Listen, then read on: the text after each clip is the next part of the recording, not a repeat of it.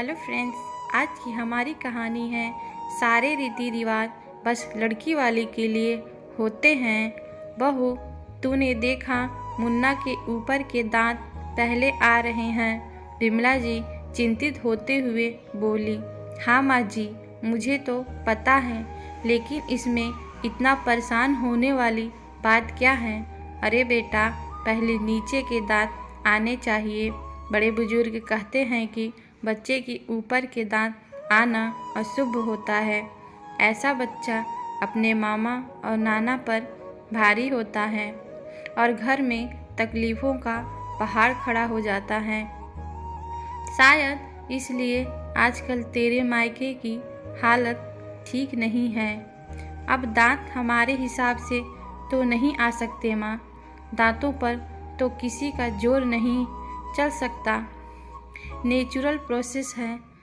अब क्या कर सकते हैं। आप ज़्यादा मत सोचिए। जैसे दांत आ रहे हैं आने दें। इस बात पर बहस करके कोई फ़ायदा नहीं। न जाने कैसा ज़माना आ गया है जो आजकल की बहू में तर्क वितर्क करती हैं। हम एक थे जो सास की हर तरह गलत सही बात चुप करके मान लेते थे। तुम आजकल के बच्चे हमारी बात सुनते नहीं हो। जैसे हमारे बड़े बुजुर्ग बूढ़ों ने समझाया है, वैसे ही हम तुम्हें समझा रहे हैं। रीति रिवाजों का भी अपना महत्व होता है और इन्हें सही तरीके से निभाना ज़रूरी है। तुम तो जानती हो तुम्हारे मायके में कितनी दिक्कतें चल रही हैं। क्या पता यह सब इसीलिए हो रहा हो। दांत तो अब अपने हिसाब से आते रहेंगे, लेकिन तुम अपने मन की तसल्ली के लिए एक उपाय कर सकते हो जिससे सब ठीक हो सकता है। अब समस्या है तो उसका समाधान भी तो है हमारे पास। समाधान? कैसा समाधान? आपने अपने भाई से कहना कि बच्चे के लिए चांदी की कटोरी में कुछ मीठा भर के दे दे और मुन्ने के लिए सोने की चैन और पूरे परिवार के लिए कपड़ा मंगवा ले। आभूषण और दान, वस्त्रदान से सब ठीक हो सकता है। इतना सुन मनीषा के चेहरे पर चिंता के भाव आ गए। उसके मुंह से ना कुछ निकला और वह अपने कमरे में चली गई। उसका भाई रवि अभी कॉलेज में पढ़ रहा था, इसके लिए इतना सब दे पाना मुश्किल था।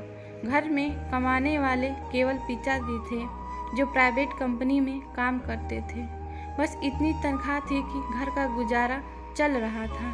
लेकिन कुछ समय पहले उनकी तबीयत बिगड़ गई तो उन्होंने काम पे जाना बंद कर दिया। रवि की कॉलेज की फीस का जुगाड़ अब नहीं हो पा रहा था।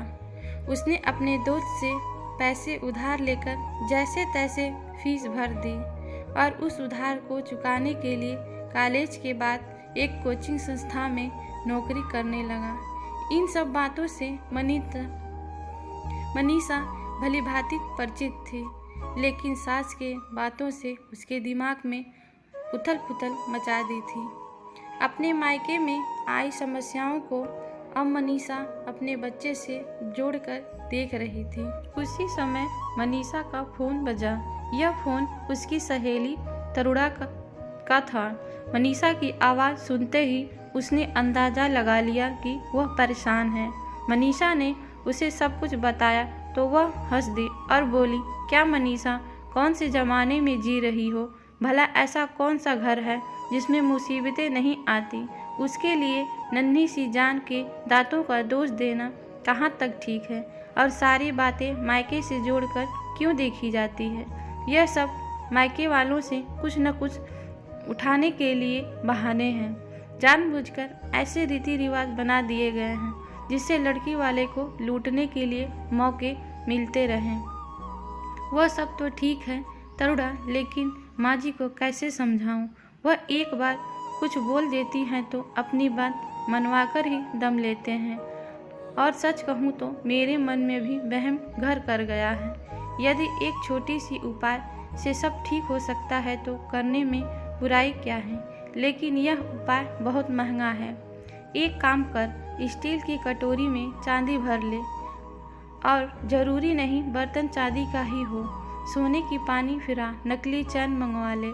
घर वाले एक आधी जोड़ी मुन्ने के या तेरे कपड़े दे सकते हैं तो ठीक है, वरना माँ को कुछ पैसे भेज दे ताकि उन पैसों से वह सामान खरीद सके और तुझे दे सके।